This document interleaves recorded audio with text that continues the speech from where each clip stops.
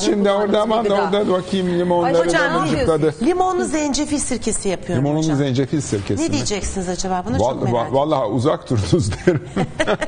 Efendim şöyle, ben keskin tatlı şeylere karşı bir yapı olarak mı? Yapı olarak evet. Tat çok keskin ve yemeği baskılıyorsa mesela ben ondan hoşlanmıyorum. Ama Faydası kesinlikle süper bir şey olacağı kesin. Çünkü zencefil tek başına sıra dışı bir şey. Hocam ama... Olağanüstü bir kök efendim. Evet. Bu kök o demin dediğim şey etrafında yukarıdan ne alıyorsa bunu biriktiriyor içerisinde. Siz bunu arkasından isterseniz rendeleyerek yiyebilirsiniz. Seveni çok çünkü. İsterseniz kekin mekin içine de koyabilirsiniz.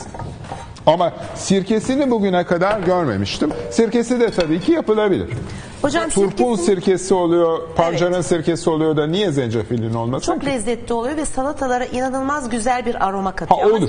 Sizin dediğiniz gibi çok fazla kullandığınızda evet keskin. Valla geçenlerde ama eser miktarda ben kullanınca çok seviyorum güzel. mesela değil mi? Sever benim dediğim şey. Mesela balla limonla karıştırdığımda benim için birebir antiseptik yani. Boğaz Ama o dediğiniz doğru. Kesinlikle doğru. Az miktarda. Az. Hayır bu dediğiniz reçete benim de çok etrafımdan dinlediğim bir reçete. Ben bilmem ama etraftan hep bunu yaptık. Çok fayda gördük. Ama geçenlerde de mesela bir yemek felaketi anlatıldı.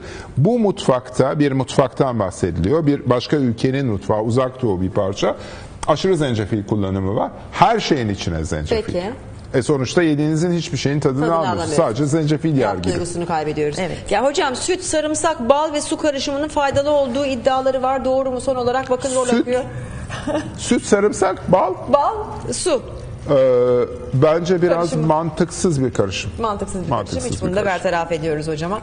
Hocam sizi çok özlemişiz. Gerçekten geldiniz. Yani yok, sorular kaldı. Gene bir konuya gidiyoruz. Olsun, yaparız. Devam ediyoruz. Kokoreççiye gidiyoruz. Evet, uykulukçuya gidiyoruz efendim. Muhteşem. Bir daha çok var. Çok. Biz böyle giderse bayağı bir kiloluk çıkarız. Harikasınız hocam. Çok teşekkür ederim verdiğiniz bilgiler için. Meltem ablacığım sirken hazır. Hazır. Sana da teşekkür ediyorum. Rica ederim hayatım benim. Harika bir gün oldu yine. Doktor Yavuz İzdar bizlerleydi efendim. Çok teşekkür ediyoruz sevgili Meltem Uçikel. Turşuların harika. Hocam söylemleriniz harika. Ellerinize sağlık. Hepsi mükemmel. Teşekkür ediyorum. İyi ki geldiniz. Yarın görüşünceye dek efendim. Hoşçakalın.